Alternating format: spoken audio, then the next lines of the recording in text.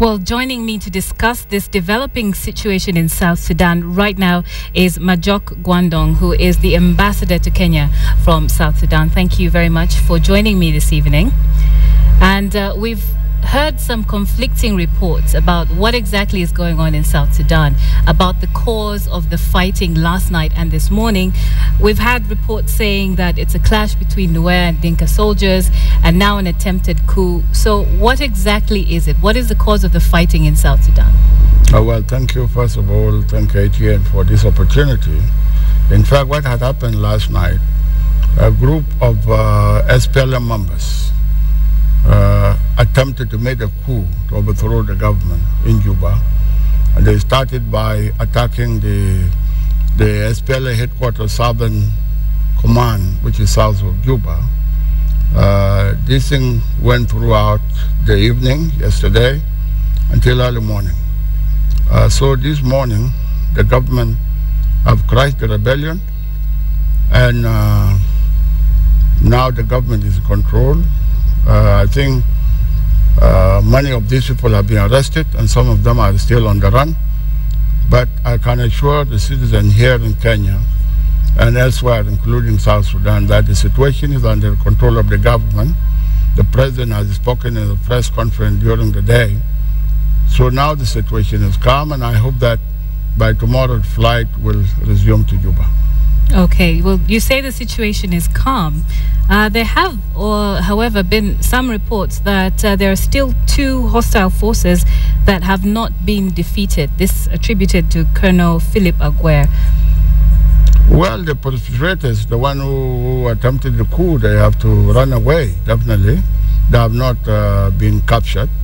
They have run away from Juba town, and they are being pursued by the Sudan People Liberation Army. And I think as we speak now, the situation is under control and it is calm. Okay. 4 ex-ministers have been arrested in southern Sudan. Is this in relation to the fighting that happened last night and this morning? Yeah, I don't know how many people that have been arrested, but number of people who were associated with the coup has been arrested. And I believe that the 4 that you have mentioned also are part and parcel of what had happened last night. Okay. And is this then something that we can say for sure was an attempted coup? Yeah, definitely, because what do you do when you attack a military headquarters? What do you do when you kill innocent people? So it is an attempted coup, and I think it is unfortunate that this country, a very new country, only 2 years old, for people to just now begin power struggle. It is not the right way. There's going to be an election next year. Anybody who wanted to contest should have waited until next year, wherever people are going to test to elect their own leaders. Okay. So what does the government plan to do to make sure a situation like this does not occur again? Well, the government is now in control. The president has said those who have done this act will be brought to justice. And I believe the government now will be he has been alerted.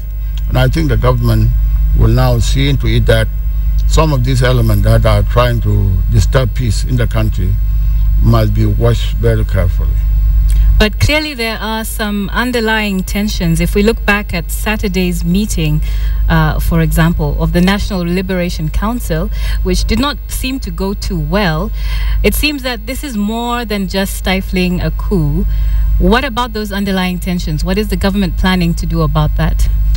Well, the group, they met on the 6th of December. They made a press conference while the president was in Paris.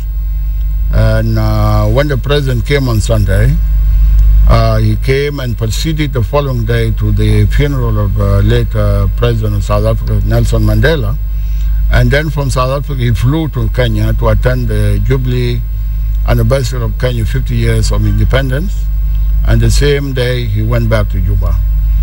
The tension was already there, which was created by the press conference that were held by the group. And I think the government were aware from that time that the group was intending to do something. All right. Now, let's talk a little bit about Southern Sudan's application to join the East African community. In light of these recent events, do you think that this will have a lasting implication on that application, seeing as already there are some factions that are fighting against it? For example, the Uganda Traders Association, who have recently tried to block that move. Do you think this will have a lasting implication on that?